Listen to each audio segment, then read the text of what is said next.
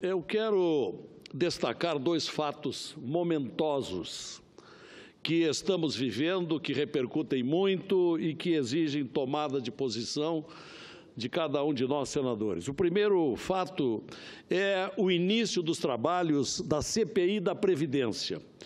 Uma proposta do senador Paulo Paim, respaldada por cerca de 40 subscrições, tocando por isso mesmo a ele a presidência da comissão, que iniciou o trabalho no último fim de semana, na sexta-feira passada, recaindo a responsabilidade da relatoria ao senador Hélio José e que na sessão de ontem aceitou prestimosa colaboração do senador José Pimentel, com grande experiência que tem como ex-ministro da área previdenciária. Por enquanto, com pouca divulgação da existência desta CPI, o que atribuo talvez ao descrédito reinante há bastante tempo sobre CPIs, mas eu quero aproveitar esse preconceito, que muitas vezes tem procedência justificada, que no que depender de nós, à nossa disposição, a comissão da CPI da Previdência vai apresentar resultados. A CPI quer abrir a caixa preta da Previdência sobre aposentadorias diferenciadas, sobre a verdadeira destinação dos gastos previdenciários, os gastos fora da Previdência, por que se chegou a tanto desequilíbrio das contas públicas da Previdência, por que chega-se a um déficit de 150 bilhões de reais em 2016, mais de 60% sobre o ano anterior de déficit, previsão de déficit de 202 bilhões no corrente ano, segundo projeções oficiais que a comissão vai averiguar. Por que o governo extinguiu o Ministério da Previdência e juntou ao este setor ao Ministério da Fazenda? Tudo isso queremos apurar. Vamos também ouvir todos os órgãos que, de uma forma ou outra, tenham ligação com a Previdência. TCU, AGU, INSS, Receita Federal, Controladoria da União, Ministério do Planejamento, auditorias feitas, etc. Ontem já aprovamos 80 requerimentos de audiências públicas. Uma audiência está em andamento neste momento, aqui no Senado, mas aprovamos ontem mais 30 pedidos de informações a vários órgãos sobre diversas situações que encerram dúvidas sobre a Previdência. Então, queria fazer este registro pela importância que tem o andamento da CPI da Previdência. Agora, um outro assunto que eu quero tocar, senhor presidente, aproveitando para dizer ao menos uma palavra, é sobre o julgamento de ontem, na segunda turma do Supremo Tribunal Federal, liberando o réu multireincidente em crimes de corrupção, José Dirceu, figura emblemática que tem muito a ver com a ruína das finanças do Brasil nesses últimos anos. Um homem de minada influência deletéria. Ele que foi ministro de Lula, foi condenado já recentemente em 2 sentenças, uma condenação de 20 anos e 10 meses, em julho do ano passado, uma outra sentença de março recente, de 11 anos e 3 meses, num total, portanto, de 32 anos e 1 mês, além de mais uma nova denúncia recente que está ainda em fase de instrução.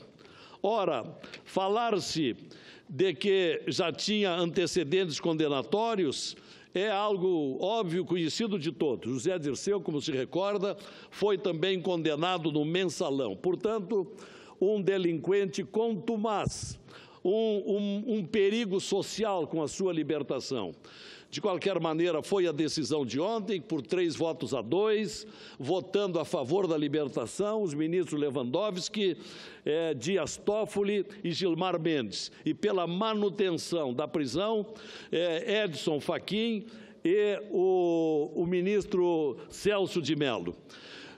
Uma curiosa situação, presidente, que eu queria ressaltar aqui, é quanto aos prolatores da decisão de ontem à tarde no Supremo Tribunal Federal, porque marcadas por incoerências. Por quê? Ora, porque a tese da libertação ontem foi a tese tanto usada não apenas para o José Dirceu, mas também para Bunlai, para Genu, para Eike Batista, a tese de excesso de prisão preventiva. uma tese que foi contestada, como disse há pouco, pelos ministros Edson Fachin e Celso de Mello, que mantinham a prisão ante o risco de os réus furtarem-se na aplicação da pena. Mas pesquisas feitas de ontem para hoje verificam que três casos mais graves até do que José Dirceu, aliás, não tão graves quanto o de José Dirceu, não tão graves e com penas menores, também há mais de 2 anos presos, não tiveram a mesma decisão, nem de Gilmar Mendes, nem de Lewandowski. E esses casos dizem respeito, até os nomes nós conseguimos apurar, são os casos de Tiago Poeta, cujo nome verdadeiro é Tiago Maurício Sá Pereira, conhecido por Tiago Poeta. Ele está preso há mais tempo que José Dirceu e, no entanto, tem a prisão dele mantida, embora não tenha ainda havido o julgamento de segunda instância. Portanto, pelo mesmo critério, deveria estar solto. Um outro caso é de Aleph Saraiva, Aleph Gustavo Silva Saraiva, réu primário por tráfico de droga, teve a prisão mantida em razão da gravidade, segundo foi assentado no voto do ministro Lewandowski. O caso era grave. O outro caso é do ex-prefeito do pequeno município piauiense de Delano Parente. Aliás, o município se chama Redenção de Gurgueia, no Piauí, e o réu é Delano Parente, também julgado há 2 anos, e que não teve a mesma sorte de José Dirceu. Esses habeas corpus são os de números. Tiago Poeta, o habeas corpus 139.585. O habeas corpus de Aleph Saraiva é o habeas número 135.393. E o outro habeas corpus é de